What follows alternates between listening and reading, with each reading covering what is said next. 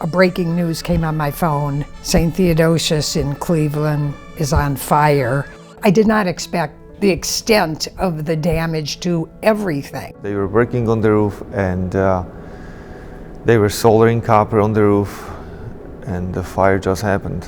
We went in the church after the fire and we see, oh, the icons are still beautiful, everything is fine. But the longer we were here, the more we realized that this is not a quick repair by any means. When we started to disassemble the dome and the cylinder, it was very clear that we would not have been able to remove it and salvage it. So the main first step for us is to build the roof and then do all restoration inside later. It's just such a close-knit community that if one of their own is hurting, like all of them are. God is always taking care of us.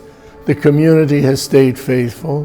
This is part of who Cleveland is. And by God's grace, we can't get it back. I have 100% confidence that it can be restored to what it was before the fire. We need His grace, we need good people. It's going to be emotional. I'm sure I'm going to cry, like instantly, but it's going to just feel so good coming back home.